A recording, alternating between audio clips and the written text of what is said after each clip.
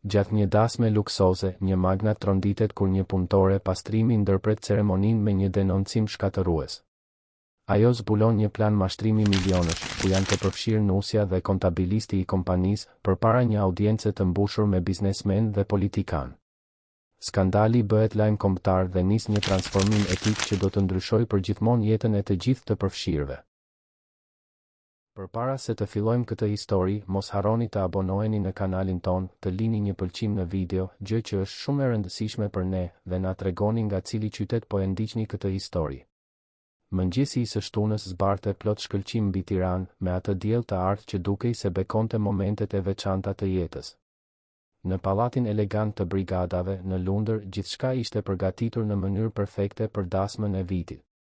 Rok Mirdita Berisha, në moshën 52 vjeç, njihej në të gjithë vendin si magnati që i kishte shndërruar trojet e pashfrytëzuara në ndërmarrje luksoze, duke ndërtuar një perandori imobiliare që shtrihej nga Tirana në Durrës, nga Shkodra në Vlorë. Atë mëngjes, megjithatë, Roku nuk mendonte për biznes. Duke rregulluar për herë të tretë kravatën e mëndafshit italian, ai vështronte pasqyrimin e tij në pasqyrën e dhomës së nuses. Flokët thinjosh të krejura pa të meta, kostumi i qepur me porosi që i theksonte qëndrimin elegant dhe sytë ngjyrë kafe që i shkëlqenin nga një përzierje lumturie dhe nervozizmi. Pak nga pak, një buzëqeshje ju formua në buzë. Pas 2 martesave të dështuara dhe viteve të përkushtuara ekskluzivisht punës, ai më në fund e kishte gjetur dashurinë e vërtetë. Kamila Besa Maloku, 38 vjeç, ishte gjithçka që ai kishte ëndërruar gjithmonë tek një partnere. E diplomuar për administrim biznesi në Fakultetin e Ekonomisë të Universitetit të Tiranës, me një master për menaxhim biznesi në Itali, ajo kishte hyrë në jetën e tij si konsulente financiare dhe shpejt kishte fituar jo vetëm besimin e tij profesional, por edhe zemrën e tij. Ishte elegante, inteligjente, e sofistikuar dhe dinte të bisedonte për artin, letërsinë dhe ekonominë me të njëjtën lehtësi. Në 2 vitet e fundit, ajo ishte bërë besnikja e tij, partnerja e tij në biznes dhe, tani, gruaja e tij e ardhshme. Jashtë pallatit, të ftuarit filluan të mbërrinin. Deputet, senator, biznesmen me ndikim, gazetar të mediave kryesore, artist të njohur. Lista e të pranishmëve dukej si kush është kush i shoqërisë shqiptare. Mes tyre ishte edhe një prani më diskrete, por jo më pak e rëndësishme për Rokun, zonja Konstantina Petrela, 63 vjeç, punonjëse përgjegjëse për pastrimin e selisë së Berisha ndërtim prej 23 vitesh. Konstantina kishte mbërritur në pallat rreth orës 7 të mëngjesit, siç bënte gjithmonë kur kishte evente të veçanta të kompanisë. Nuk ishte zyrtarisht detyrimi i saj të ishte atje, por ajo kishte këmbëngulur të ndihmonte në përgatitjet e fundit. Ishte një grua e vogël në shtat e imët, me flokë të thinjur gjithmonë të mbledhura në një topuz të thjeshtë dhe duar të kallojzuara që tregonin historinë e një jete të tërë të përkushtuar punës. E lindur në Puk, në veri të Shqipërisë, ajo kishte ardhur në Tiranë ende e re në kërkim të mundësive më të mira për të rritur nipin e saj pas humbjes së parakohshme të së bijës. Ndërsa rregullonte lulet e kompozimeve që kishin ardhur me vonesë, Konstantina nuk arrinte të hiqte nga mendja atë që kishte zbuluar natën e kaluar. Duke punuar deri vonë për të lënë gjithçka pa të meta për dasmën e shefit të saj, ajo kishte harruar portofolin në zyrë dhe ishte kthyer për ta marrë. Atëherë dëgjoi zëra në zyrën e kontabilistit të kompanisë, Irvin Ferrizaj. Dera gjysmë e hapur e lejoi të dëgjonte fragmente të një bisede që ia ngriu gjakun. Ervini fliste në telefon me dik për dokumente, prokura dhe transferta bankare që do të ndodhnin menjëherë pas ceremonisë. Përmendte llogari jashtë vendit, shuma milionëshe dhe përsëriste disa herë emrin e Kamilës. Konstantina, me zemrën që i rrite fort, arriti të fshihej kur kuptoi se biseda po mbaronte. Ervini doli me nxitim, duke harruar të mbyllte plotësisht një sirtar të tryezës së tij. Kurioziteti dhe instinkti mbrojtës që kishte zhvilluar gjatë më shumë se 2 dekadave duke i shërbyer familjes Berisha e bën të vepronte. Me duar që i dridheshin, ajo hapi sirtarin dhe gjeti dokumente që konfirmuan frikën e saj më të keqe. Kopje të prokurave të nënshkruara nga Roku, autorizime për transferta bankare me data pas dasmës dhe më trondit se akoma, dëshmi se Kamila dhe Ervini kishin llogari të përbashkëta jashtë vendit. Kishte gjithashtu regjistrime të komunikimeve mes tyre që e bënin të qartë se bëhej fjalë për një plan të hartuar prej muajsh. Konstantina fotografoi gjithçka me celularin që nipi i saj ja kishte mësuar ta përdorte, ruajti dokumentet origjinale në çantën e saj dhe kaloi gjithë natën pa gjumë, duke debatuar me veten se çfarë të bënte. Si mundej një pastruese e thjesht të akuzonte gruan e ardhshme të shefit të saj për tradhti dhe mashtrim financiar? Kush do ta besonte atë? Në të njëjtën kohë, si mund të heshte duke ditur se njeriu që e kishte trajtuar gjithmonë me respekt dhe dinjitet ishte gati të binte viktimë e një krimi? Tani, duke ecur nëpër korridoret e pallatit ndërsa të ftuarit e parë po rehatoheshin në sallën kryesore, ajo ndjente peshën e vendimit që duhej të merrte. Roku kishte qenë gjithmonë më shumë se një shef për të. Kur nipi i saj Gabrieli kishte nevojë për një operacion, ishte Roku ai që pagoi të gjitha shpenzimet mjekësore pa ia kërkuar ajo fare ndihmë. Kur ajo vetë u sëmur me pneumoni dhe mungoi për 2 muaj, ai ia mbajti rrogën të plotë dhe madje i dërgoi pako ushqimore në shtëpi. Ishte një njeri i mirë dhe ajo nuk mund ta linte të mashtrohej. Në sallën kryesore, ceremonia ishte gati të fillonte. Karriget e mbuluara me pëlhur të bardhë dhe fjongo të arta formonin një korridor elegant deri tek altari i improvizuar, i dekoruar me orkide të bardha dhe trëndafila të kuq. Kuarteti i harqeve po akordonte instrumentet ndërsa fotografi i një reviste të njohur mode qarkullonte diskretisht, duke kapur detajet e dekorit që kishte kushtuar më shumë se 20.000 euro. Roku u pozicionua pranë celebrantit, një gjyqtar në pension dhe mik personal i familjes. Duart i djersiteshin lehtë, por buzëqeshja ishte e sinqertë. Shikonte drejt derës kryesore duke pritur hyrjen e Kamilës, kur shikimi i tij takoi Konstandinën në fund të sallës. Ajo ishte dukshëm nervoze, duke mbajtur diçka shtrënguar pas gjoksit dhe sytë e saj transmetonin një urgjencë që e intrigoi. Ai i bëri një shenjë diskrete dhe Konstantina i u përgjigj me një gjest që dukej si një lutje. Muzika filloi. Shoqërueset e nusës hynë madhështore, të ndjekura nga shoqëruesit e dhëndrit. Salla u mbush me tingullin tradicional të marshit nuptial dhe të gjithë të pranishmit u ngritën në këmbë. Kamila u shfaq në derën kryesore, verbuese në një fustan me dantel franceze me një bisht 3 metra të gjatë, velo mëndafshi natyral dhe një diadem diamanti që i kishte takuar gjyshes së Rokut. Ishte rrezatuese, duke u buzëqeshur të ftuarve dhe duke përshëndetur diskretisht të njohurit ndërsa ecte ngadalë drejt altarit. Roku ndjeu gjoksin t'i shtrëngohej nga emocionet. Më në fund, pas kaq shumë zhgënjimesh në dashuri, kishte gjetur gruan me të cilën donte të kalonte pjesën tjetër të jetës. Kamila arriti tek altari, i adorzoi buqetën shoqërueses kryesore dhe i buzëqeshi me atë vështrim që gjithmonë e shkrinte. Celebranti filloi ceremoninë me fjalë tradicionale për martesën, betimet dhe angazhimin e përjetshëm mes 2 njerëzve. Ishte kur pyeti nëse kishte ndonjë pengesë për atë bashkim që heshtja pllakosi sallën. Ishte një formalitet, askush nuk priste që dikush të fliste. Por atëherë, një zë i ngjirur dhe i dridhur u dëgjua nga fundi i sallës. Unë duhet të flas, doktor Rock. Ju lutem, më lejoni të flas. Të gjithë syt u kthyen nga Konstantina, e cila ecte ngadalë përgjatë korridorit qendror duke mbajtur një zarf shtrënguar pas gjoksit. Pëshpërimat u përhapën mes të ftuarve.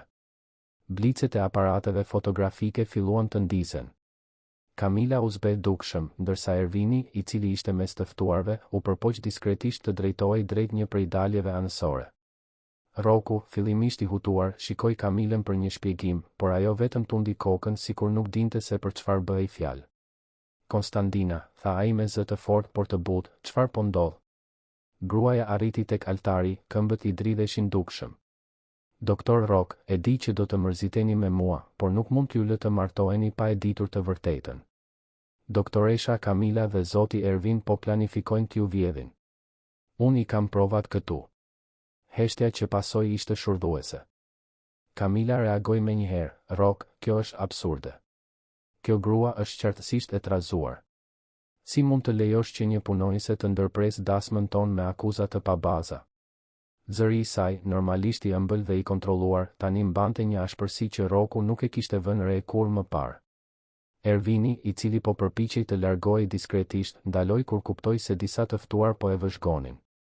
Mes tyre ishte edhe drejtori i krimeve të rënda Robert Gjoni, mik personal i Rokut, i cili menjëherë e kuptoi seriozitetin e situatës dhe u pozicionua strategjikisht pranë daljeve. Roku shikoi Konstantinën, pastaj Kamilën dhe ndjeu se bota rreth tij po fillonte të shembej. E njihte Konstandinën prej më shumë se 2 dekadash.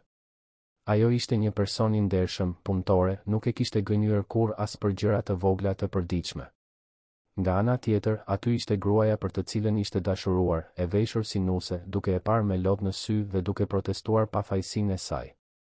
Mi trego dokumentet, Konstandina, tha ai më në fund, zëri i tij duke jehuar nëpër sallën e heshtur. Kamila u përpoq të protestonte përsëri, Rok, nuk mund ta kesh seriozisht. Do t'u besosh akuzave të një pastrueseje ditën e dasmës son, para të gjithë këtyre të ftuarve? Por kishte diçka në tonin e Kamilës që i tingëlloi false Rokut, diçka që i zgjoi intuitën e tij të mbret biznesi të kalitur nga vite negociatash të vështira. Konstandina hapi zarfin me duar të dridhura dhe ia dorëzoi dokumentet. Roku filloi të lexonte dhe me çdo rresht shpreha e tij ndryshonte. Aty ishin nënshkrimet e tij në prokura që nuk i kujtohej ti kishte firmosur, autorizime për transferta milionëshe të programuara për të hënën pasardhëse, ekstrakte të llogarive jashtë vendit në emër të Kamilës dhe Ervinit. Ku i gjete këto? Pyeti ai, ende duke u përpjekur të përpunonte madhësinë e asaj që po shite. Konstandina, me lot në sy, i tregoi për natën e kaluar, për bisedën që kishte dëgjuar dhe për dokumentet që kishte gjetur në sirtarin e Ervinit. Kamila bëri një përpjekje të fundit, Rok, dashuri, duhet të më besosh mua. Këto dokumente mund të jenë false. Kjo grua mund të ketë motive personale për të na ndarë. Mendo për gjithçka që kemi ndërtuar bashkë. Por zëri i saj tani tingëllonte i dëshpëruar, jo bindës. Roku shikoi Ervinin, i cili qëndronte i palvizur pranë murit, me fytyrën të zbet dhe djers që i rrifte në ballë.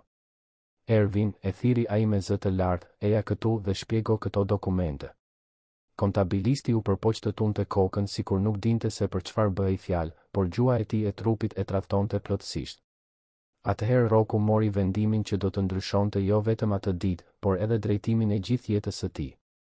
Shikoi qindra të ftuarit, shumë prej tyre duke nxjerrë celularet për të regjistruar situatën, të tjerë duke u ngritur dhe duke pëshpëritur me njëri tjetrin. Pa gazetar duke marrë shënime me shpejtësi dhe biznesmen që negocionin miliona me të duke shkëmbyer vështrime domethënëse. Zonja dhe zotërinj, tha ai, zëri i tij duke u projektuar nëpër sallë pa nevojën e një mikrofoni, më vjen thellësisht keq, por kjo martesë nuk mund të vazhdojë. Pëshpërimat shpërthyen në zëra të lartë dhe thirrje habie. Kamila lëshoi një klithmë proteste dhe u përpoq ta kapte për krahu, por ai u largua butësisht. Konstandina, tha ai, duke u kthyer nga gruaja që vazhdonte të qëndronte aty, duke u dridhur, faleminderit për guximin tënd. E di që nuk ishte e lehtë të bëje atë që bëre. Ajo vetëm tundi kokën, lotët tani i rrivnin lirshëm nëpër faqe. Robert Johnny u afrua me shpejtësi. Rok, nëse këto dokumente janë të vërteta, duhet të veprojmë menjëherë. Do të njoftoj policinë e shtetit.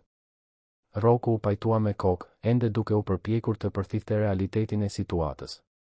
Kamila bëri një përpjekje të fundit të dëshpëruar, Rok, po bën gabimin më të madh të jetës tënde. Këto akuza janë të pabaza dhe do të pendohesh që i besove kësaj gruaje në vend që të më besoje mua. Por diçka në sytë e saj kishte ndryshuar. Ëmbëlsia dhe brishtësia që e kishin magjepsur gjithmonë ishin zëvendësuar nga një ftohtësi llogaritëse që ai nuk e kishte vënë re kur më parë. Salla tani ishte në një rrëmuj të plotë. Të ftuarit drejtoheshin drejt daljeve, të tjerë formonin grupe të vogla duke diskutuar atë që sapo kishin dëshmuar. Fotografët përpiqeshin të kapnin imazhe të nusës së braktisur dhe të dhëndrit që anuloi dasmën e tij. Në mes të gjithë këtij kaosi, Konstandina qëndronte pranë Rokut, si një port i sigurt në mes të stuhisë që po binte mbi jetën e tij.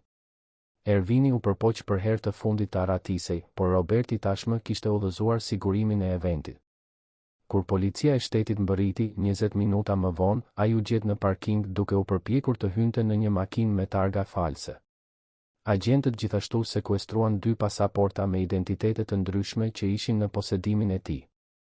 Roku shikoi përreth sallës që duhej të ishte skena e lumturisë së tij dhe pa vetëm rënoja. Lule të shpërndara, karrige të përmbysura, të ftuar që largoheshin me pëshpërima dhe në qendër të gjithçkaje, Konstandina, gruaja e thjeshtë që kishte rrezikuar gjithçka për ta mbrojtur. Në atë moment, ai kuptoi se jeta e tij ishte shpëtuar nga dikush që gjithmonë e kishte konsideruar vetëm një punonjëse të përkushtuar, por që tani tregoi se ishte shumë më tepër, një person me karakter të ndershëm që vuri të vërtetën mbi çdo leverdi personale. Ditët që pasuan skandalin e dasmës së anuluar ishin si një uragan shkatërues në jetën e Rok Mirdita Berishës. Të hënën në mëngjes, para se të hapej tregu, aksionet e Berisha Ndërtim tashmë po binin në negociatat e para tregut. Investitorët, të friksuar nga jehona e rastit, filluan të shisnin pozicionet e tyre, duke u druajtur se kompania mund të ishte e përfshirë në parregullsi të tjera financiare. Zyra e kompanisë, e vendosur në një ndërtesë elegante biznesi pranë kullave binjake, u kthye në një fushë betejë. Telefonat binin pa pushim me thirrje nga gazetar, klient të shqetësuar, investitor që vinin në dyshim qeverisjen e kompanisë dhe avokat që ofronin shërbime për të menaxhuar krizën. Roku mezi arrinte të përqendrohej në një bisedë para se të shfaqej një urgjencë tjetër. Në recepcionin e katit të 32, ekranet e televizorëve shfaqnin reportazhe për rastin në të gjitha kanalet e lajmeve. Magnati i sektorit imobiliar anulon dasmën pas denoncimit të një punonjëseje, njoftonte prezantuesi i lajmeve të mëngjesit.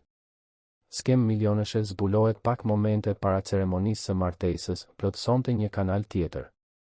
Imazhet e pallatit, të tëftuarve që dilnin me nxitim dhe të Kamilës që shoqërohej nga policia e shtetit përsëriteshin vazhdimisht.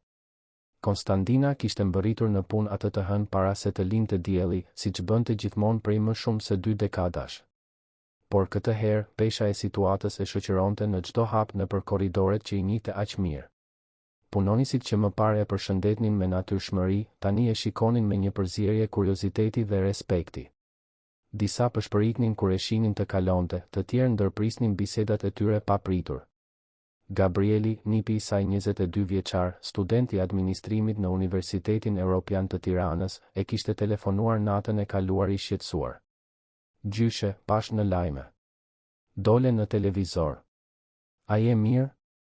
Konstantina ishte përpjekur ta qetësonte, por e vërteta ishte se as ajo vetë nuk e dinte mirë se si ndihej.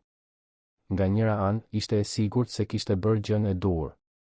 Nga ana tjetër, shite kaosin që zbulimi i saj kishte shkaktuar dhe pyeste veten nëse nuk mund të kishte gjetur një mënyrë tjetër për të paralajmëruar Rokun. Ndikimi në kompani ishte i dukshëm kudo. Mbledhje urgjente mbaheshin në të gjitha sallat e konferencave. Departamenti ligjor punonte me orar të zgjatur për t'u përgjigjur pyetjeve të ngritura nga policia e shtetit dhe prokuroria. Sektori i komunikimit përpiqej të kontrollonte dëmin ndaj imazhit të kompanisë, duke hartuar komunikata zyrtare dhe duke organizuar konferenca shtypi. Në zyrën e presidencës, Roku përballej me një nga mëngjeset më të vështira të karrierës së tij. I ulur në tryezën e drurit të arës që i kishte takuar babait të tij, themeluesit të kompanisë, ai rishikonte raporte financiare ndërsa përpiqej të përpunonte gjithçka që kishte ndodhur. Muret e zyrës, të dekoruara me fotografi të ndërmarrjeve kryesore të Berisha Ndërtim, dukeshin si dëshmitar të heshtur të një trajektoreje që tani duhej rindërtuar. Dyrë Marcel Andoni, drejtor ligjor i kompanisë dhe mik personal i Rokut që nga koha e fakultetit, trokiti në derë dhe hyri pa pritur përgjigje. Rok, duhet të flasim. Situata është më komplekse se sa e imagjinonim. Ai vendosi mbi tryezë një pirg dokumentesh. Policia e shtetit ka gjetur prova se Kamila dhe Ervini e kishin planifikuar këtë mashtrim prej të paktën 8 muajsh.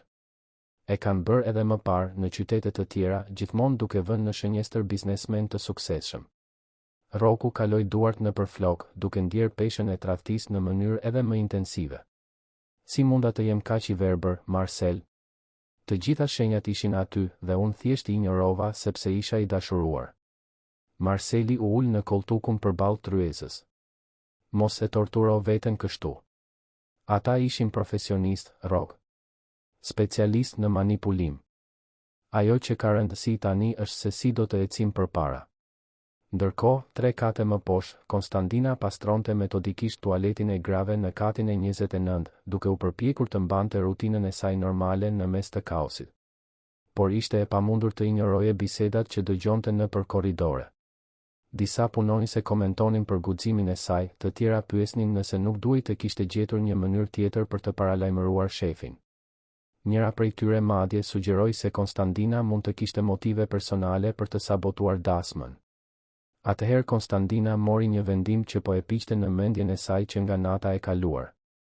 Mbaroi turnin e saj më herët, organizoi materialet e saj të pastrimit me kujdesin e zakonshëm dhe u drejtua drejt ashensorit që do ta çonte në katin e presidencës. Ishte hera e parë në 23 vjet që ajo ngjitej atje pa qenë e thirrur. Sekretarja personale e Rokut, zonja Marisa, një grua elegante 50 vjeçare që punonte në kompani prej 15 vitesh, u habit kur pa Konstandinën të dilte nga ashensori. Përshëndetje, Konstandina. Si je? Të duhet gjë? Konstandina hezitoi për një moment para se të përgjigjej. Zonja Marisa, duhet të flas me doktor Rokun. Është e rëndësishme. Marisa e dinte situatën dhe e kuptoi menjëherë delikatësinë e momentit. Ai është në mbledhje me departamentin ligjor, por mund ta ndërpres.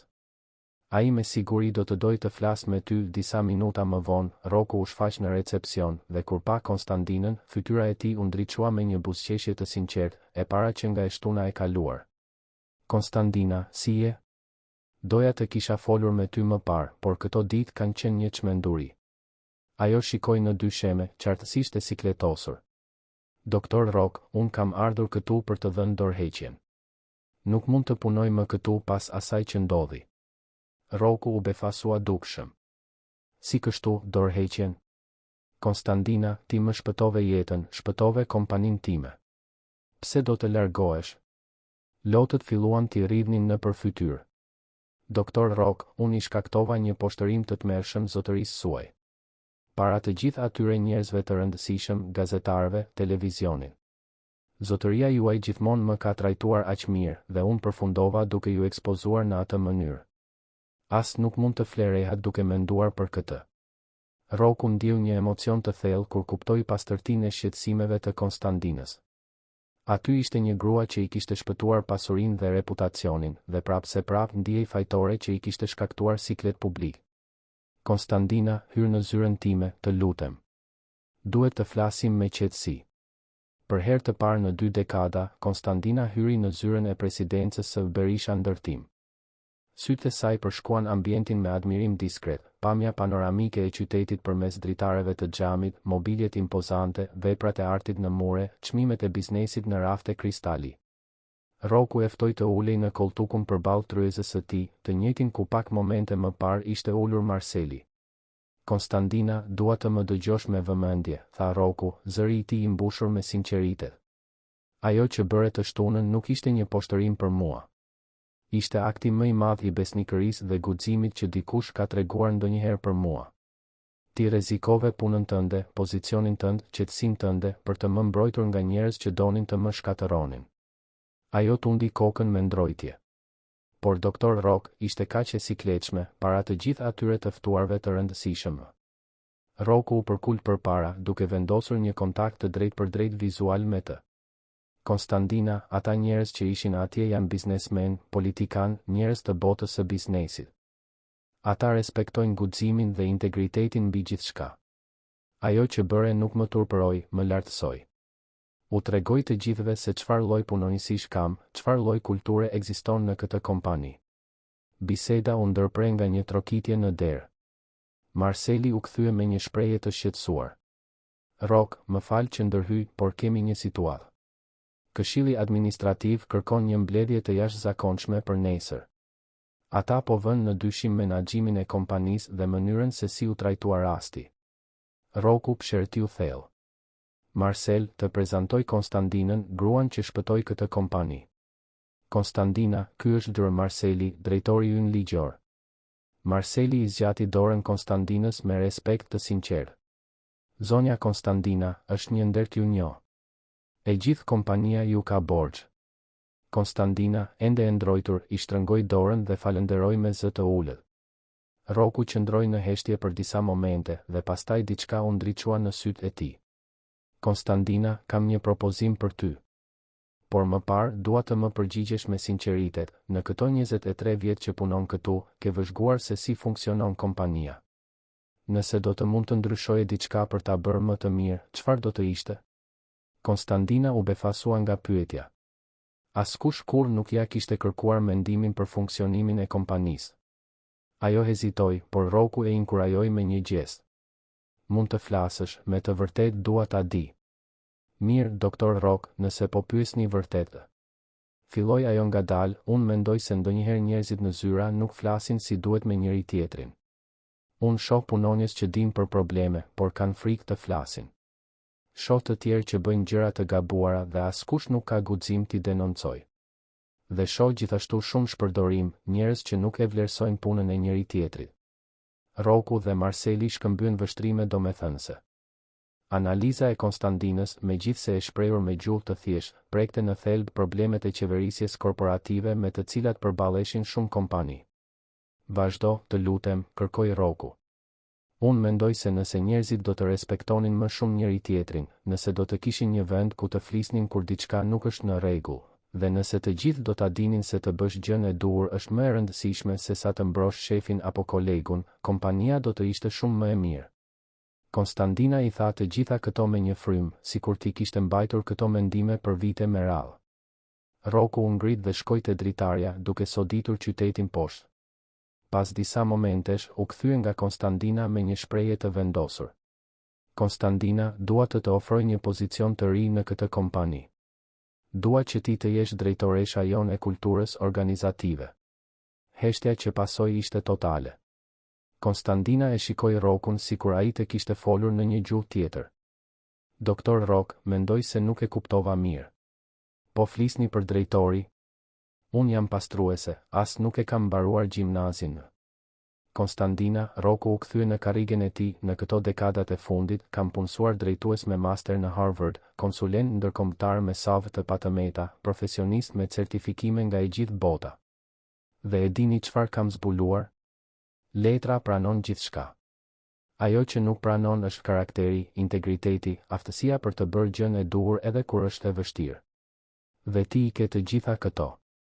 Marceli, fillimisht i befasuar nga propozimi, filloi të kuptonte genialitetin pas tij. Rocku ka të drejtë, Konstantina. Ajo që demonstrove të shtunën e kaluar nuk mësohet në universitet. Kjo vjen nga brenda, nga vlerat që ti mbarth. Konstantina ishte ende në shok. Por doktor Rock, unë nuk di asgjë për administrim, për ligje, për kompjuter. Si do të bëhem drejtoresh e diçkaje? Rocku buzëqeshi. Konstantina, do të mësosh atë që duhet të mësosh.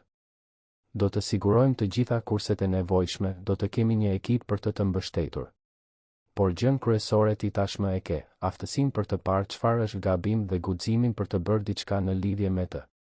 Propozimi i Rockut nuk ishte vetëm një shpërblim për besnikërinë e Konstantinës, por një strategji biznesi e menduar mirë.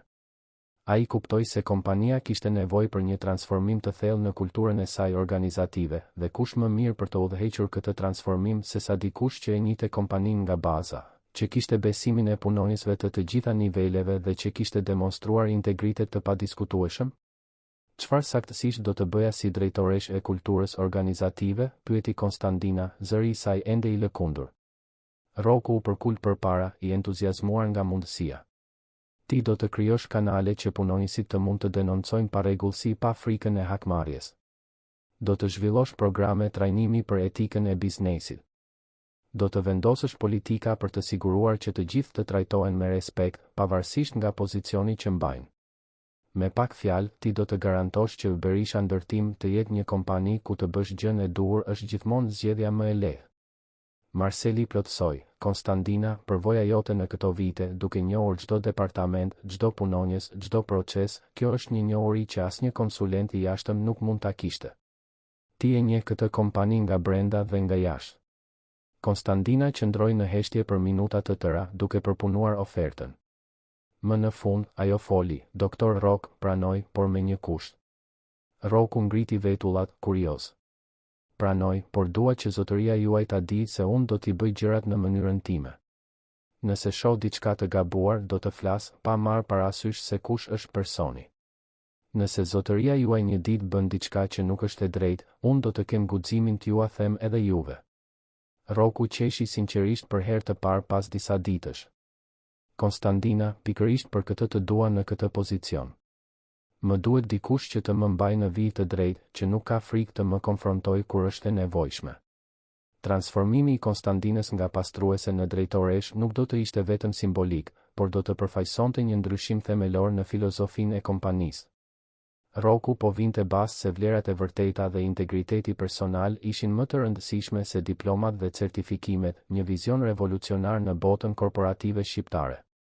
Atë pasdite, ndërsa Konstantina dilte nga ndërtesa me kokën ende duke i rrotulluar nga gjithçka që kishte ndodhur, ajo ndaloi në recepcion për të përshëndetur zotin Josif, portierin që punonte aty prej 15 vitesh. Zoti Josif, imagjino, doktor Roku më ofroi një postë drejtoreshe. Josifi buzëqeshi gjerësisht. Konstantina, nëse dikush e meriton këtë në këtë kompani, je ti, të gjithë e dim se çfarë lloj personi je ti, ishte e vërtetë.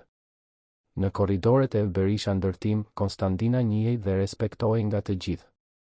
Punonisit e të gjitha niveleve e përshëndetnin me emër, i kërkonin këshilla për probleme personale, i tregonin gëzimet dhe hidhërimet e tyre. Ajo ishte, në shumë mënyra, zemra njerëzore e asaj kompanie, dhe tani do të kishte mundësinë ta formalizonte këtë rol. Të nesërmen në mëngjes, Roku do të përballej me këshillin administrativ për të mbrojtur vendimin e tij. E dinte se do të ishte një betejë e vështirë, por ishte i vendosur ta shndërronte krizën në mundësi, ta përdorte skandalin si një katalizator për të krijuar një kompani vërtet të ndryshme, ku integriteti nuk ishte vetëm një fjalë e bukur në misionin e kompanisë, por një praktikë e përditshme e jetuar nga të gjithë. Salla e mbledhjeve të Këshillit Administrativ të Berisha ndërtim nuk kishte dëshmuar kurrë një seancë kaq të tensionuar sa ajo e së martës në mëngjes. Ambienti, normalisht i rezervuar për diskutime mbi strategjitë e rritjes dhe analizat financiare, tani zjente nga pyetjet mbi qeverisjen korporative dhe vendimmarrjet e diskutueshme. 7 anëtarët e këshillit ishin të pranishëm, secili duke përfaqësuar aspekte të ndryshme të interesave të kompanisë, investitor, aksioner minoritar dhe ekspert të pavarur. Roku mbërriti në mbledhje 10 minuta më herët, siç bënte gjithmonë, por këtë herë mbante një dosje me dokumente që do të mbështesnin mbrojtjen e vendimit të tij më polemik në dekada të udhëheqjes së biznesit. Kishte veshur një kostum blu të errët pa të meta, por sytë e tij tregonin tensionin e ditëve të fundit. E dinte se do të përballej me rezistencë, por ishte i vendosur ta shndërronte atë krizë në një mundësi rinovimi për kompaninë që babai i tij e kishte themeluar më shumë se 40 vjet më parë. Dr. Eduard Spahiu, investitor institucional dhe anëtari më i vjetër i Këshillit, hapi seancën me formalitet procedural, por shpreha e tij e rëndë tregonte se mbledhja do të ishte gjithçka tjetër përveç se rutinë. Rok, të gjithë ne i kemi ndjekur ngjarjet e ditëve të fundit përmes shtypit dhe raporteve të brendshme. Skandali i dasmës së anuluar tashmë po ndikon në aksionet tona, reputacionin ton dhe kontratat tona. Na duhen përgjigje dhe, mbi të gjitha, një plan për të rimarrë besimin e tregut. Ora e parë e mbledhjes ju kushtua aspekteve teknike të krizës. Roku paraqiti raporte të detajuara mbi skemën e zbuluar nga Konstantina, duke shpjeguar se si Kamila dhe Ervini e kishin përgatitur me përpikëri mashtrimin që mund t'i kishte kushtuar kompanisë më shumë se 5 milion euro. Dr. Marcel Andoni plotësoi me informacione ligjore mbi ecurinë e hetimeve dhe masat e marra për të forcuar kontrollet e brendshme. Dr. Patricia Mema, specialiste në qeverisjen korporative dhe e vetmja grua në Këshill, bëri pyetje teknike mbi procedurat e auditimit dhe kontrollit që lejuan që mashtrimi të përgatitej pa u zbuluar nga sistemet formale të kompanisë. Rok, është shqetësuese që dokumentet e një rëndësie të tillë mund të përgatiteshin dhe nënshkruheshin pa u zbuluar parregullsi nga mekanizmat tanë të kontrollit. Kjo tregon për dështime sistemike në proceset tona. Atëherë Roku prezantoi pikën qendrore të strategjisë së tij. Anëtar të Këshillit, keni plotësisht të drejtë kur identifikoni dështime në sistemet tona. Por dua të tërheq vëmendjen mbi një fakt vendimtar: sistemet tona elektronike, kontrollet tona formale, procedurat tona burokratike dështuan plotësisht në zbulimin e mashtrimit. Ajo që zbuloi skemën ishte një punonjëse pastrimi, përmes vëzhgimit të saj njerëzor, intuitës së saj dhe, mbi të gjitha, integritetit të saj personal. Dr. Robert Fagu, përfaqësuesi i aksionerëve minoritar, ngriti vetullat. Rok, e kuptojmë rëndësinë e rolit të kësaj punonjëseje në zbulimin e mashtrimit, dhe sigurisht që ajo meriton njohje dhe shpërblim të duhur. Por ende nuk e kuptojmë se cila është propozimi yt specifik. Roku mori frym thellë dhe paraqiti vendimin e tij. Dua të emëroj Konstantina Petrelen në postin e drejtoreshës së kulturës organizative, një pozicion i ri që do ta krijojë në strukturën e kompanisë.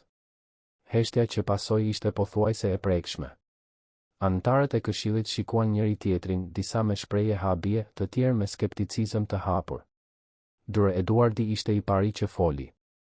Rock, me gjithë respektin për punonjësen në fjalë dhe duke njohur kontributin e saj të jashtëzakonshëm, duhet të vëmë në dyshim përshtatshmërinë e këtij vendimi.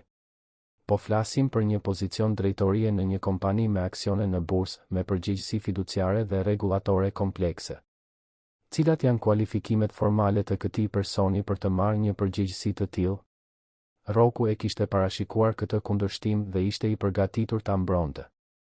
Eduard, për 23 vjet, Konstantina ka punuar në të gjitha katet e kësaj ndërtese, njeh të gjitha departamentet, të gjitha proceset, ka bashkëvepruar me punonjës të gjitha niveleve hierarkike. Ajo ka një njohuri praktike dhe njerëzore të kompanisë son që asnjë konsulent i jashtëm apo drejtues i sapo punësuar nuk mund ta kishte. Më e rëndësishmja, ajo demonstroi integritet absolut në një moment presioni ekstrem. Dura Anton Koka, specialist i burimeve njerëzore, ngriti çështje praktike. Rock, edhe duke i njohur këto cilësi, si synon ta justifikosh para tregut emërimin e një personi pa arsim të lartë në një post drejtorie? Investitorët tanë, analistët dhe shtypi i specializuar do ta vënë në dyshim rënd këtë vendim. Tensioni në sallë u rrit kur Dura Fernanda Costa, përfaqësuese e një fondi pensionesh që zotëronte 15% të aksioneve të kompanisë, shprehu shqetësime më të drejtpërdrejta. Rock, kam frikë se ky vendim mund të interpretohet si një reagim emocional ndaj ngjarjeve të fundit. Megjithse e kuptojmë mirënjohjen tënde për punonjësen, një kompani e përmasave tona nuk mund të marrë vendime strategjike të bazuara në ndjenja personale. Rocku ndiu një irritim në rritje, por ruajti qetësinë profesionale. Fernanda, mund t'ju siguroj se ky nuk është një vendim emocional. Është një vendim strategjik i bazuar në një analizë racionale të asaj që i nevojitet kompanisë son për të shmangur përsëritjen e situatave të tilla. Konstantina nuk e zbuloi mashtrimin rastësisht. Ajo e zbuloi sepse ka diçka që sistemet tona nuk e kanë, vlera të forta, vëmendje ndaj detajeve njerëzore dhe guxim për të vepruar kur është e nevojshme.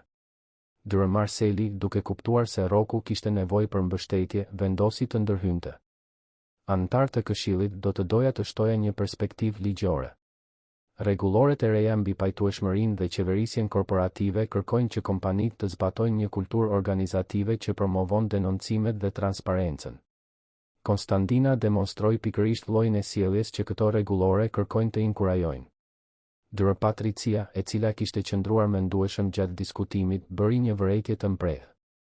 Rock, propozimi yt është interesant nga pikpamja konceptuale, por si planifikon të strukturash përgjegjësitë e këtij posti të ri? Cilat do të ishin atributet specifike të drejtoreshës së kulturës organizative? Rocku hapi dosjen e tij dhe shpërndau një dokument që e kishte përgatitur gjatë natës.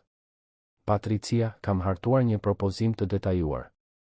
Drejtoresha e kulturës organizative do të ishte përgjegjëse për zbatimin e kanaleve anonime të denoncimit, zhvillimin e programeve të trajnimit për etikën e biznesit, krijimin e politikave për vlerësimin e meritës pavarësisht nga pozicioni hierarkik dhe vendosjen e protokolleve që garantojnë qarkullimin e duhur të informacionit të rëndësishëm mes të gjitha niveleve të kompanisë.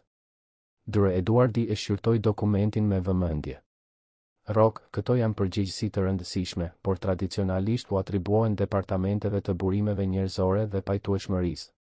Pse të krijojmë një drejtori të re posaçërisht për këtë? Rocku e kishte parashikuar edhe këtë pyetje. Eduard, departamentet tona tradicionale dështuan në zbulimin dhe parandalimin e mashtrimit. Na duhet një qasje e ndryshme, dikush që ka kredibilitet të punonjësit e të gjitha niveleve dhe që nuk është i komprometuar me strukturat ekzistuese të pushtetit. Diskutimi zgjati për më shumë se 2 orë, me çdo antar të këshillit që paraqiste kundërshtime dhe Rockun që përgjigjej sistematikisht. Dura Roberti ngriti çështje mbi precedentet ligjor. Dura Fernanda këmbënguli në rreziqet reputacionale. Dura Antoni vuri në dyshim aspektet praktike të tranzicionit. Por gradualisht disa antar filluan të kuptonin logjikën pas propozimit të Rockut. Dura Patricia ishte e para që tregoi ndryshim perspektive. Rock e pranoi se fillimisht isha skeptike, por argumentet e tua kanë kuptim. Nëse vërtet duam të transformojmë kulturën tonë organizative, ndoshta na duhet dikush që vjen nga jashtë strukturave tradicionale hierarkike. Dikush që punonjësit e shohin si të sinqert, jo si një imponim tjetër nga drejtoria. Dërë Marceli shfrytëzoi hapësirën për të përforcuar argumentin ligjor. Dërë, Patricia ka të drejtë. Nga pikpamja ligjore, të kesh dik me kredibilitetin dhe historikun e Konstandinës që udhëheq përpjekjet tona për pajtueshmëri mund të jetë një diferencë e rëndësishme nëse përballemi me shqyrtim rregullator në të ardhmen. Atëherë Roku hodhi argumentin e tij më bindës. Antar të Këshillit, gjatë 10 viteve të fundit, kemi investuar miliona në sisteme kontrolli, auditime të jashtme, konsulenca të specializuara në qeverisjen korporative. Asgjë nga këto nuk zbuloi një mashtrim që po përgatitej pikërisht para syve tanë. Një punonjëse pastrimi, duke përdorur vetëm vëzhgimin dhe ndërgjegjen e saj, i shpëtoi kompanisë son një dëm prej 5 milion eurosh. A nuk duhet të na bëj kjo të vëmë në dyshim metodat tona tradicionale? Argumenti pati një ndikim të dukshëm. Dërë Eduardi, i cili kishte qenë më rezistenti, qëndroi në heshtje për momente të gjata para se të fliste. Rok, pika jote është e vlefshme. Por edhe duke pranuar logjikën e propozimit tënd, si garantojmë që ajo të ketë kompetenca teknike të nevojshme për të ushtruar postin siç duhet? Roku ishte i përgatitur edhe për këtë pyetje. Eduard, do të zbatojmë një program intensiv kualifikimi. Konstantina do të mbështetet nga një ekip specialistësh në burime njerëzore, pajtueshmëri dhe menaxhim organizativ. Përveç kësaj, ajo do të ndjek kurse specializimi në administrim dhe menaxhim personeli. Njohuritë teknike mund të fitohen, por integriteti dhe kredibiliteti nuk mësohen. Dërë Fernanda ende mbante rezerva. Rok, edhe me trajnim të duhur, nuk mendon se do të ishte më e mençur të fillonim me një post me më pak përgjegjësi? Koordinatore ose menaxhere e kulturës organizative, për shembull? Roku tundi kokën me vendosmëri. Fernanda, nëse duam që ky ndryshim të merret seriozisht, ai duhet të ketë statusin e duhur. Punonjësit duhet të shohin se ne i vlerësojmë vërtet sjelljet që demonstroi Konstantina. Diskutimi hyri në një fazë më praktike kur Dura Antoni pyeti për reagimin e punonjësve të tjerë. Rok, si pret që menaxherët dhe koordinatorët të reagojnë kur të shohin një pastruese të promovohet në një post drejtorie? A nuk ka rrezik të gjenerohet pakënaqësi ose pyetje mbi meritokracinë? Roku buzëqeshi për herë të parë gjatë mbledhjes. Anton, duke biseduar me punonjës të niveleve të ndryshme gjatë ditëve të fundit, zbulova diçka interesante. Konstantina respektohet dhe admirohet nga njerëz të të gjitha departamenteve. Sekretare, ndihmës administrativ, analist, menaxher, të gjithë flasin për të me dashuri dhe respekt. Ajo ka ndërtuar marrëdhënie të sinqerta të bazuara në karakter, jo në pozicion hierarkik. Dërë Marceli plotësoi me të dhëna konkrete. Kryem një sondazh jo formal dje me 50 punonjës të fushave të ndryshme. 92% e njohin Konstantinën me emër, 86% kanë bashkëvepruar personalisht me të dhe 78% shprehen mendime pozitive për karakterin dhe për kushtimin e saj. Zbulimi i këtyre shifrave pati ndikim në Këshill. Dërë Patricia komentoi, këto indekse njohjeje janë mbresëlënëse. Shumica e drejtorëve tanë nuk do të kishin shifra kaq të larta njohjeje dhe miratimi mes punonjësve. Pas gati 4 orësh debati, Dërë Eduardi kërkoi një pauzë për diskutim privat mes anëtarëve të Këshillit. Roku dhe Marceli dolën nga salla dhe për 20 minuta pritën në korridor ndërsa këshilltarët diskutonin propozimin pa praninë e drejtorisë. Kur u thirrën përsëri, Dërë Eduardi njoftoi vendimin. Rok, pas një diskutimi të gjerë, Këshilli miraton propozimin tënd me shumicë votash, me disa kushte. E para, Konstantina duhet të kalojë një program rigoros kualifikimi para se të marrë plotësisht përgjegjësitë e postit. E dyta, ajo do të vlerësohet çdo 3 muaj gjatë vitit të parë, me objektiva specifike lidhur me zbatimin e politikave dhe programeve. E treta, posti do të ketë status të përkohshëm gjatë 12 muajve të parë, duke u bërë përfundimtar vetëm pas një vlerësimi të kënaqshëm të performancës. Roku u pajtua menjëherë me të gjitha kushtet. E dinte se kishte arritur një fitore të rëndësishme, jo vetëm për Konstantinën, por për të ardhmen e kompanisë.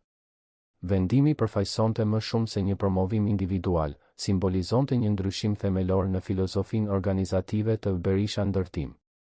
Dërë Patricia bëri kujdes të shtonte, Rok, duam ta bëjmë të qartë se miratimi ynë bazohet në besimin të leadershipi yt dhe në logjikën e argumenteve të tua. Shpresojmë që ky vendim të kontribuojë vërtet në forcimin e kulturës son organizative dhe qeverisjes son korporative.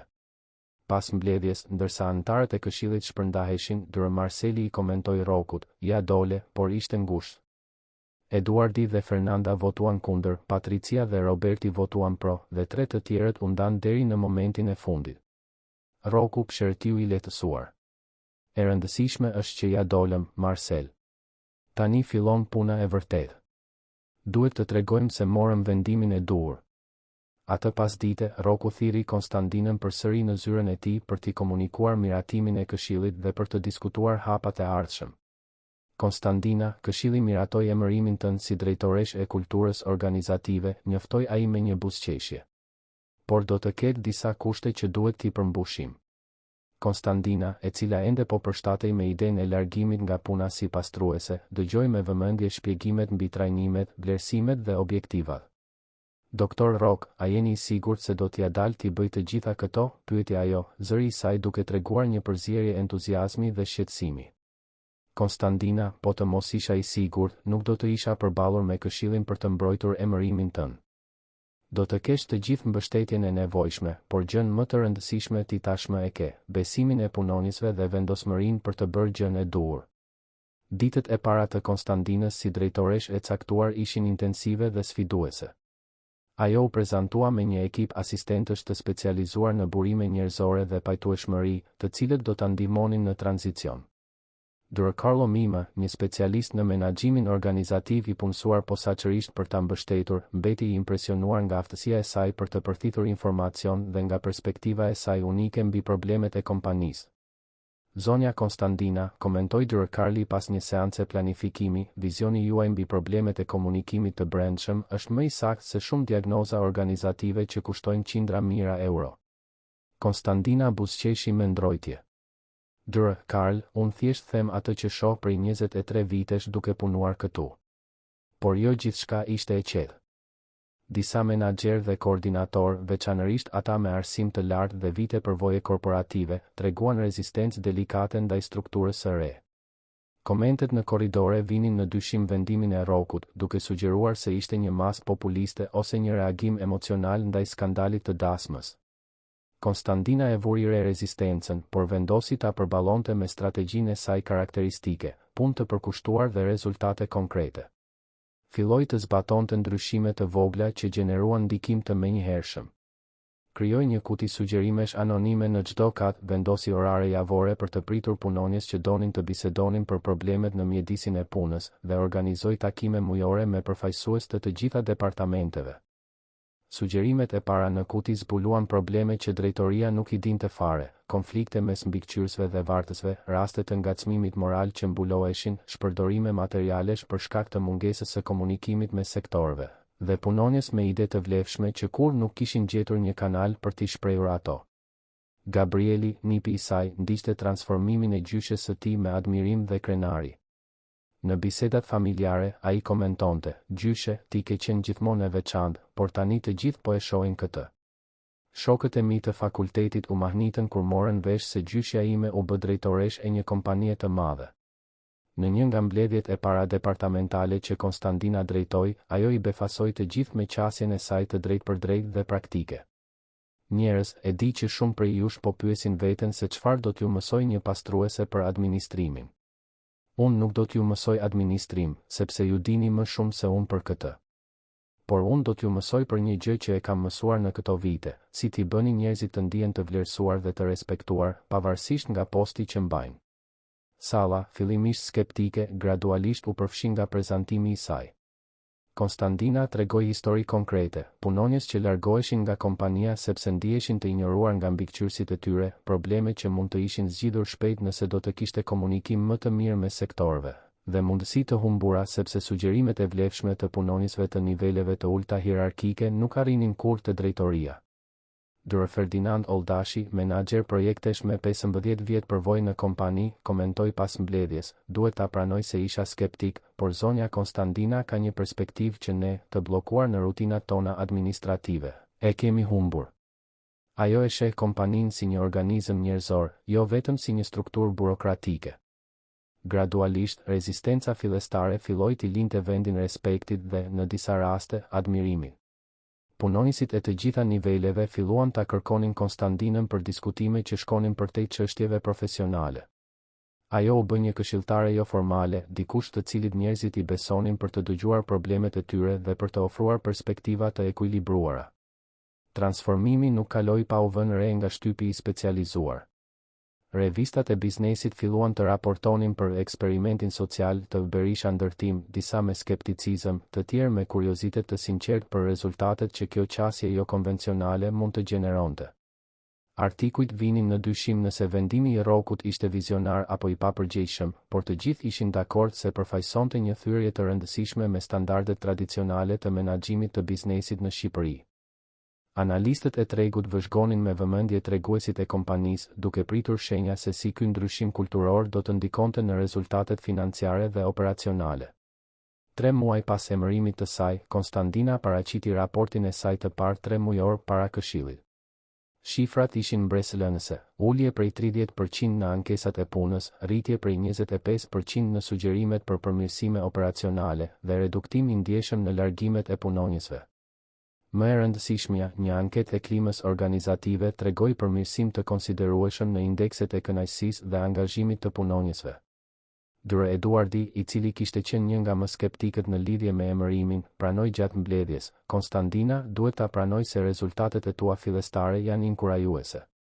Po demonstron se basti ynë mund të ketë qenë i duhuri. Konstandina falenderoi me përulësi, por bëri kujdes t'u atribuonte rezultatet bashkëpunimit të gjithë ekipit dhe mbështetjes së drejtorisë. Suksesi fillestar i Konstandinës forcoi pozicionin e Rrokut në Këshill dhe para tregut. Kompania filloi të shihej jo vetëm si një ndërtues i suksesshëm, por si një model inovativ i menaxhimit organizativ. Universitetet e administrimit filluan të kërkonin studime rasti mbi përvojën dhe kompani të tjera shprehen interes për të njohur praktikat e zbatuara nga Konstandina. Por testi i vërtet ende nuk kishte ardhur.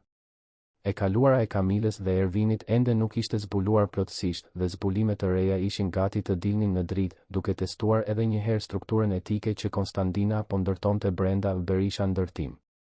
6 muaj kishin kaluar që nga skandali i dasmës së anuluar dhe Berisha Ndërtim jo vetëm që ishte rimëkëmbur nga kriza, por po përjetonte një periudhë rritjeje dhe njohjeje të paparë. Aksionet e kompanisë ishin vlerësuar 20% mbi nivelet para krizës dhe kontrata të rëndësishme po mbylleshin me klientë që kërkonin partner me reputacion të fortë në etikën e biznesit.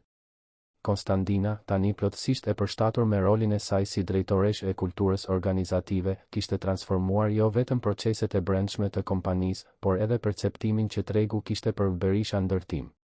Programi i saj i pajtueshmërisë pjesëmarrëse ishte bërë referencë kombëtare, duke u studiuar nga universitetet dhe duke u replikuar nga kompani të tjera të sektorit. Një mëngjes të enjte me diell, Rroku ishte në zyrën e tij duke rishikuar raportet e performancës kur sekretarja e tij Marisa trokiti në derë me një shprehje të shqetësuar. Doktor Rrok, ka një telefonat shumë të rëndësishme në linjën 1. Është doktoresha Kamila.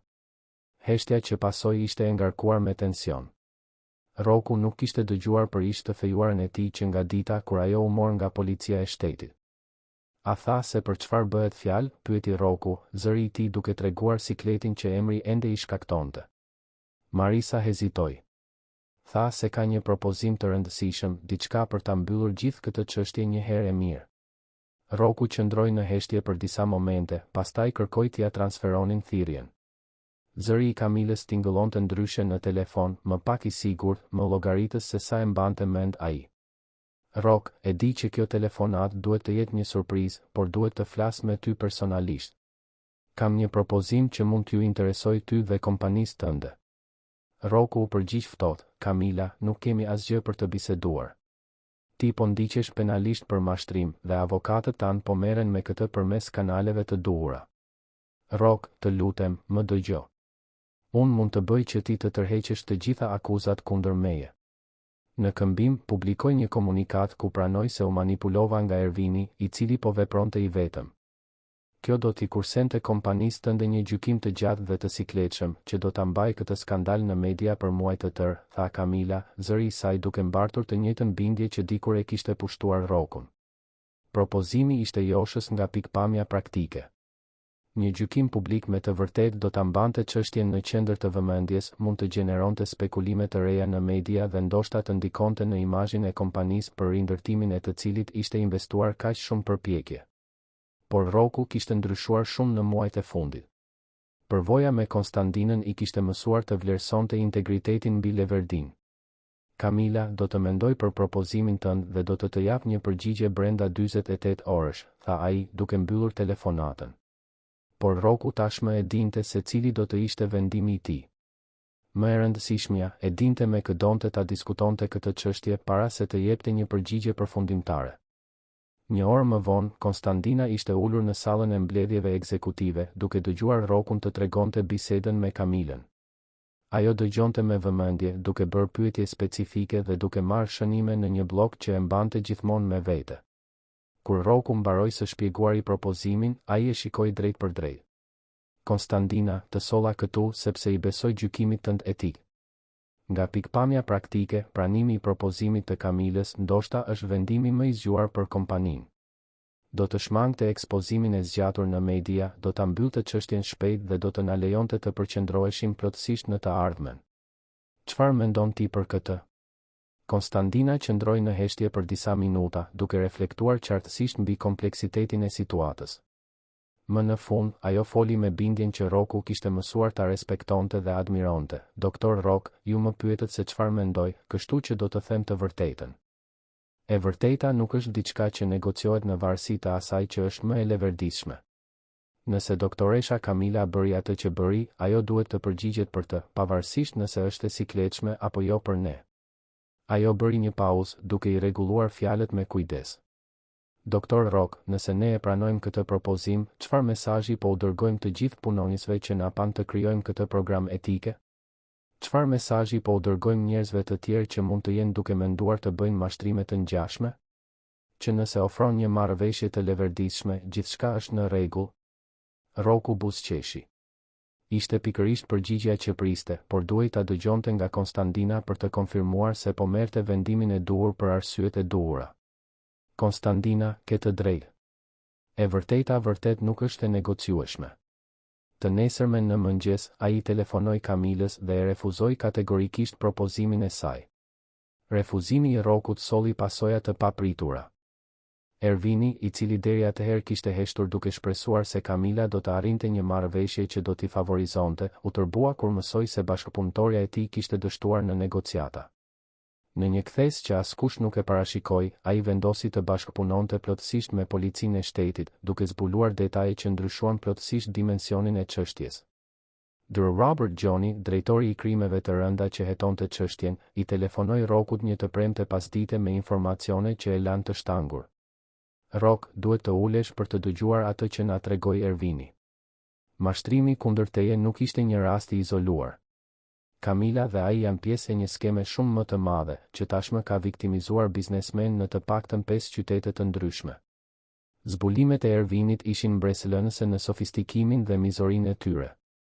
Skema funksiononte gjithmonë në të njëjtën mënyrë. Kamila u afroi biznesmenëve të suksesshëm, shpesh burra të divorcuar ose të vënë në moshën 40 deri në 60 vjeç, duke ofruar shërbime konsulence financiare.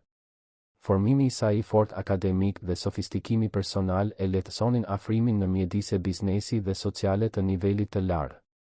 Ervini, i diplomuar për kontabilitet dhe me specializime në menaxhimin financiar ndërkombëtar, pozicionohej si kontabilist i pavarur i specializuar në struktura komplekse fiskale. Ai gjithmonë arrinte të punësojë nga kompanitë e objektivave, duke fituar qasje në informacione konfidenciale dhe sisteme të kontrollit të brendshëm. Faza e pushtimit sentimental zgjaste normalisht midis 18 muajsh dhe 2 vjetësh. Kamila tregonte interes të sinqert për bizneset e viktimave të saj, ofronte sugjerime të vlefshme, merrte pjesë në evente sociale dhe gradualisht bëhej e domosdoshme si profesionalisht ashtu edhe personalisht. Kur marrëdhënia konsolidohej dhe shfaqej perspektiva e martesës, fillonte faza përfundimtare e mashtrimit.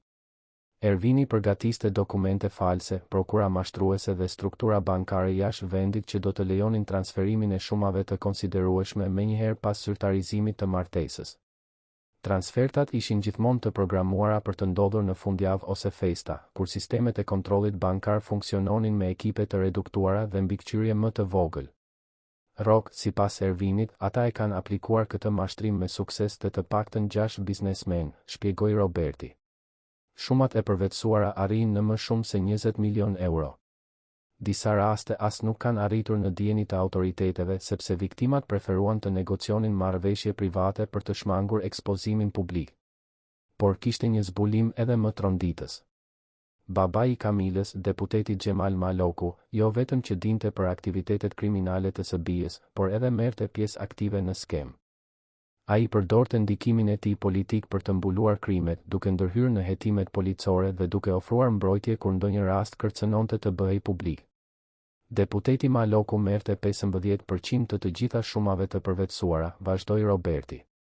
Në këmbim, ai përdorte kontaktet e tij në gjyqësor, në policinë e shtetit dhe në prokurori për të garantuar që hetimet të arkivoheshin ose të mbroheshin. Kemi prova se ai ka ndërhyrë drejt për drejt në të paktën 3 raste të mëparshme. Madhësia e zbulimeve e la Rockun të impresionuar.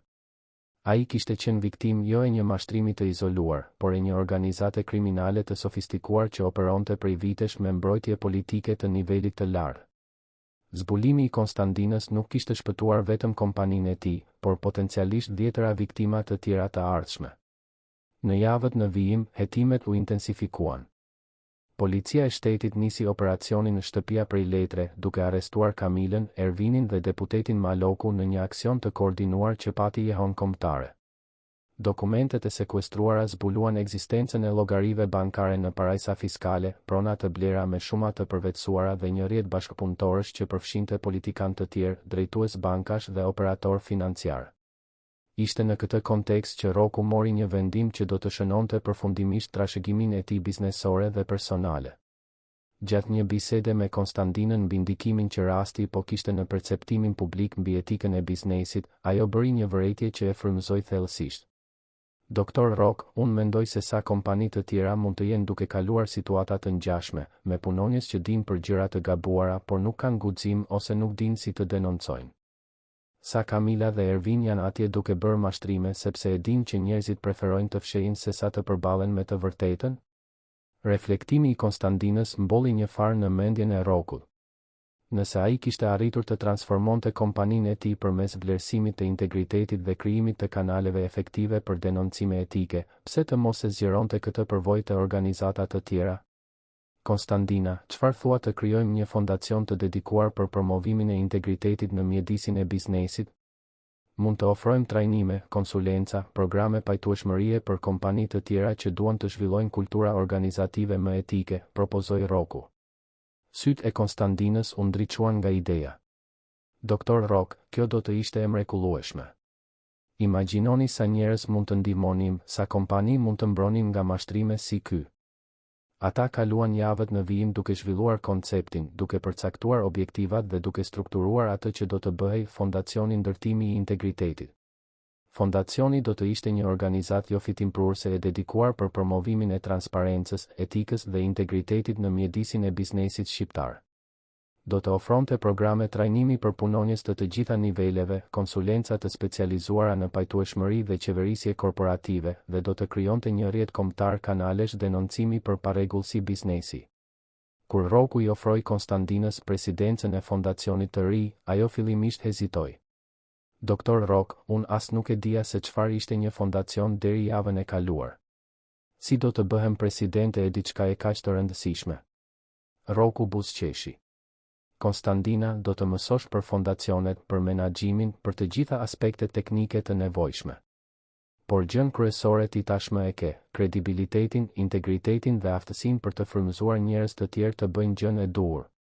Konstandina e pranoi sfidën, por me një kusht karakteristik të përulësisë dhe mençurisë së saj praktike. E pranoi, Doktor Rock, por dua që fondacioni të përfaqësojë të gjithë punonjësit etik që ekzistojnë, jo vetëm ne të dy. Dua që njerëz të tjerë si unë, që punojnë me ndershmëri dhe shohin gjëra të gabuara që ndodhin, të dinë se ata kanë vlerë dhe se zëri i tyre ka rëndësi.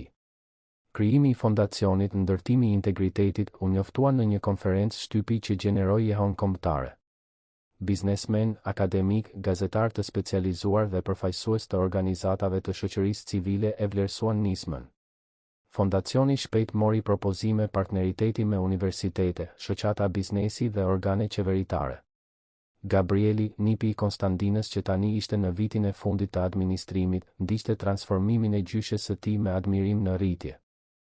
Gjyshe, kur isha i vogël, mendoja se ti ishe e veçantë sepse gjithmonë i bëje gjërat si duhet. Tani e kuptoj se ti ke qenë gjithmonë një lidere, vetëm se askush nuk të kishte dhënë mundësinë ta tregoje këtë, komentoi ai gjatë një dreke familjare. Inaugurimi zyrtar i fondacionit u caktua të ndodhte në të njëjtën javë me gjykimin e Kamilës, Ervinit dhe deputetit Maloku. Ngjarja u mbajt në auditorin e Dhomës së Tregtisë dhe Industrisë Tiranë, me praninë e më shumë se 500 të ftuarve mes biznesmenësh, drejtuesish, akademikësh dhe përfaqësuesish të shtypit. Konstandina, e cila kishte kaluar muaj duke përgatitur prezantimin e saj me ndihmën e konsulentëve të komunikimit, u ngjit në skenë e veshur me një kostum elegant blu të errët, por duke ruajtur thjeshtësinë dhe autenticitetin që e kishin karakterizuar gjithmonë. Kur filloi të fliste, zëri i saj i qartë dhe i vendosur jehonte nëpër auditorin e heshtur. Emri im është Konstandina Petrela. Një vit më parë, isha pastruese. Sot, jam presidente e një fondacioni. Por gjëja më e rëndësishme për mua nuk ka ndryshuar, unë vazhdoj të jem një person që beson se të bësh gjën e duhur është gjithmonë zgjedhja më e rëndësishme, edhe kur është më e vështira. Fjalimi i Konstandinës, që zgjati 20 minuta, e emocionoi thellësisht audiencën. Ajo tregoi historinë e saj personale, që nga ardhja nga Puka në Tiranë në kërkim të mundësive më të mira, duke kaluar nëpër vitet e punës së përkushtuar në Berisha ndërtim, deri në momentin vendimtar kur vendosi të ndërpriste dasmën e shefit të saj për të denoncuar mashtrimin. E di që shumë njerëz këtu në audiencë kanë parë gjëra të gabuara të ndodhin në punët e tyre, në kompanitë e tyre, në jetët e tyre. E di sepse edhe unë kam parë për shumë vite, para se të kisha guximin të bëja diçka. Ajo që kam mësuar është se kur shohim diçka të gabuar dhe nuk bëjmë asgjë, ne bëhemi bashkëfajtor të atij gabimi. Ajo bëri një pauzë, duke shikuar drejt për drejt kamerën e televizionit që transmetonte ngjarjen drejt për drejt. Fondacioni ynë ekziston për t'i thënë çdo personi që punon me ndershmëri në këtë vend, zëri yt ka rëndësi, karakteri yt ka vlerë dhe të bësh gjën e duhur nuk duhet të ndëshkohet kurrë. Duhet të shpërblehet, duhet të festohet, duhet të mbrohet. Fundi i fjalimit të saj gjeneroi një ovacion që zgjati më shumë se 5 minuta. Biznesmen ngriheshin në këmbë, gazetarë merrnin shënime me shpejtësi dhe shumë njerëz në auditor fshinin lotët nga sy. Gabrieli, duke parë nga rreshti i parë, qante nga krenaria duke parë gjyshen e tij të frymëzonte qindra njerëz me historinë e saj të guximit dhe integritetit. Videoja e fjalimit të Konstandinës u bë virale në rrjetet sociale, duke u shpërndar miliona herë dhe duke gjeneruar komente të emocionuara nga njerëz nga e gjithë Shqipëria. Punonjës të kompanive të ndryshme tregonin raste të ngjashme parregullsisht që kishin dëshmuar, shumë prej tyre të frymëzuar nga shembulli i Konstandinës për të denoncuar më në fund situata problematike. Javën pasuese, gjykimi i Kamilës, Ervinit dhe deputetit Maloku rezultoi në dënime shembullore. Kamila u dënua me 12 vjet burg për mashtrim të kualifikuar, grup të strukturuar kriminal dhe pastrim parash. Ervini mori 10 vjet për të njëjtat krime, me ulje dënimi për shkak të bashkëpunimit me drejtësinë. Deputeti Maloku u dënua me 15 vjet për korrupsion pasiv, pastrim parash dhe pengim të drejtësisë. Ndikimi i dënimeve jehonte në skenën politike dhe të biznesit kombëtar. Hetimet të tjera u hapën për të verifikuar viktima të tjera të mundshme të skemës dhe rregullore më të rrepta u zbatuan për të parandaluar mashtrime të ngjashme. Fondacioni Ndërtimi i Integritetit në udhëheqjen e Konstandinës u vendos shpejt si referencë kombëtare në programet e etikës së biznesit. Në vitin e parë të funksionimit, ofroi trajnime për më shumë se 50 kompani, zbatoi sisteme denoncimi në 200 organizata dhe mori më shumë se 3000 raportime parregullësish, duke rezultuar në zbulimin dhe korrigjimin e problemeve që mund të kishin shkaktuar dëme milionëshe. Universitetet filluan të përfshinë rastin Berisha ndërtim në kurrikulat e tyre të administrimit dhe etikës së biznesit. Modeli i qeverisjes pjesëmarrëse i zhvilluar nga Konstandina u bë objekt studimi akademik dhe frymëzim për reforma në organizata të tjera. Roku, duke parë suksesin e fondacionit dhe rritjen personale e profesionale të Konstandinës, reflektonte shpesh se si jeta e tij kishte ndryshuar që nga ajo e shtun traumatike që pothuajse rezultoi në një martesë mashtruese. Kompania jo vetëm që ishte rimëkëmbur plotësisht nga kriza, por po përjetonte periudhën më të begatë të historisë së saj, duke tërhequr klient dhe investitor pikërisht për reputacionin e saj të integritetit dhe transparencës.